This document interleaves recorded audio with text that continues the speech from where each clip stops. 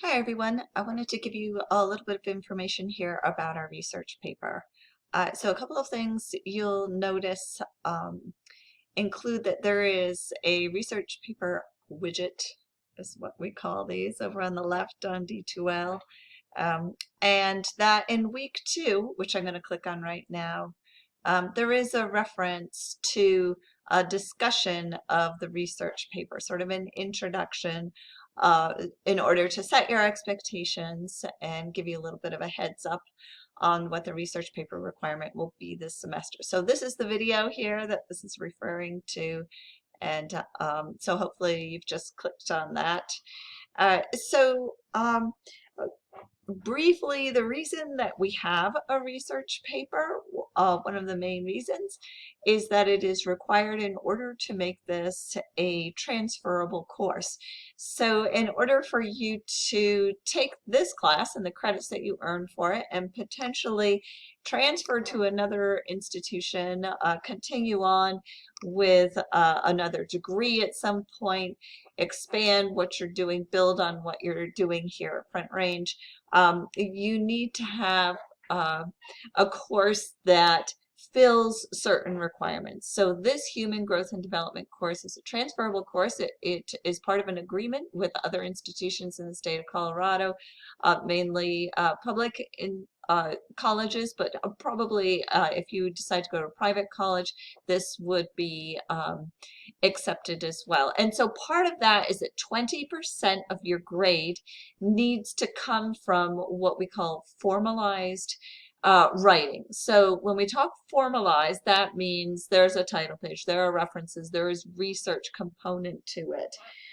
So for psychology, we use APA. That stands for American Psychological Association, and this is the manual, the APA manual, 7th edition. So this is one of the books, one of the resources that we use this semester. You do not have to buy it. Excuse me, a lot of information from this can be found online, but I will be referring to it and talking to you about a few of the pieces that we're taking from this and using in our research paper. So clearly, I mean, this is a whole book, right? As you go along in your studies, you may dig into this more and more, but we're a 200 level course, an undergraduate lower division class, and so we'll take some key components from this, but not every little thing. So I have this text in order to look things up for us from time to time. Librarians will have it and be able to look things up, and as I said, you can find things on the internet. Make sure you look for 7th edition. Okay, so psychology is not the only one that uses APA style. Nursing, sociology, anthropology, a lot of the social sciences also use APA style. So most of my students are really familiar with MLA. So this is a little bit different, APA, and that's what we're using for this formalized research paper. So typically if I'm in class, I would say, so how many of you think that you might be transferring to another school? I typically see a 2/3 or more of the class raise their hand. So I'm going to think that that's probably the case with our class, that many of you might think maybe someday I want this class to count and to transfer into another program for me. So that 20% coming from formalized writing, APA style research, it's all involved in this one research paper. Okay, so let's click on the research paper widget here. I have kind of giving you some information about the research paper and sort of pulled it all together in this one spot, and then it's also going to be sort of sprinkled out throughout the weeks as we have things due. So I have this paper earning you up to 200 points. So our class is evaluated on a total of 1,000 points. So 200 points is 20%. That gets us the 20% in order to qualify for the transferability. So this first line item here is possible topics for research papers. So that's a really good one to click on if you're like, well, what am I going to write about? It gives a lot of great ideas. I'm not going to click on it here. Easily you can do it and pull up that document. It's like 3 pages long with all kinds of great topics. You may or may not see something that you're interested in on that topic list. If you have something else that you're interested in, that is fine. I do want to approve every research topic. And I also want to look at the journal article that you're going to plan on using in order to write this paper. So I will ask you at some point to please tell me what your topic will be, and as soon as I give you a thumbs up there, that's great. You can move on to the research components. We'll talk about those as we go along. So if you click on the basic guidelines here, it gives you a very short description of the research paper, and then this research paper general instructions is also excellent. I'm going to highlight here for you a couple of key points. Our research paper is brief. It is 4 total pages in length. The first page is the title page. The title page needs to be APA style again, and in APA you'll find sort of a publication title page and a student title page. We are using the student title page, so I'll be giving you information about that, but getting that correct is an important piece of APA style. So the title page is 1 page, the references page at the end is another page, and then there are 2 pages of content.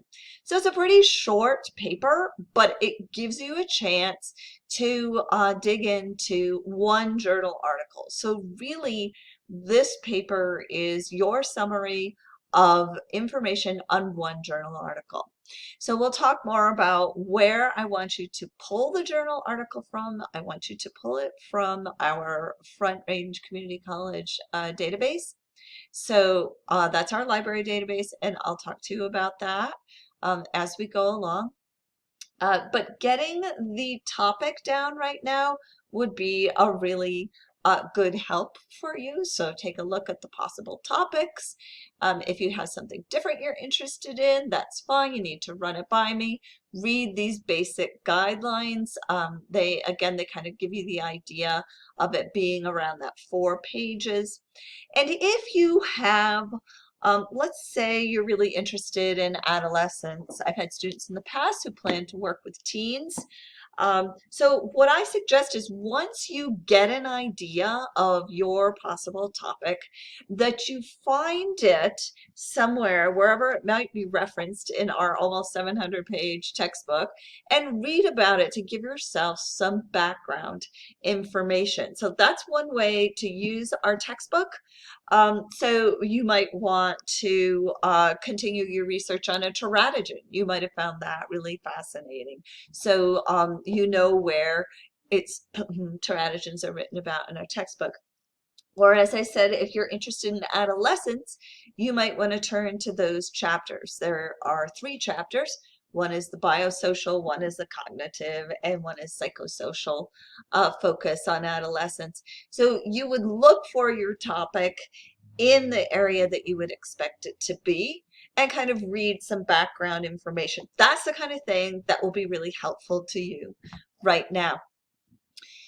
There's also going to be a peer review of our research papers, so we'll be working together to kind of give one another some helpful information and feedback. And as you're submitting this along the way, I will give feedback probably in general to the class, and it is your responsibility to incorporate that feedback to get your title page correct, to use APA style for in-text citations, and so on. So if you have questions as you go along, you're going to feel free to ask me your questions, and we'll get them all answered. This research paper rubric, it's good for 2020. I will update that number there. But it gives you the rubric. How I grade this is right here. If you'd like to take a look at it now, that's totally great. That's why I put the rubric right there. So all this research paper information is located under that research paper widget.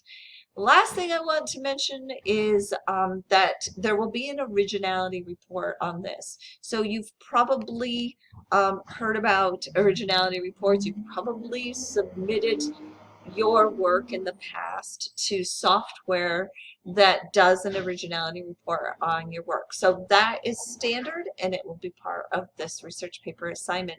So in order to keep your work as original as possible, what you need to do is limit the use of any kind of direct quotes. So instead of direct quotes, you will do paraphrasing. Paraphrasing is reading information, the journal article, understanding it, and then writing it in your own words and giving credit to the source.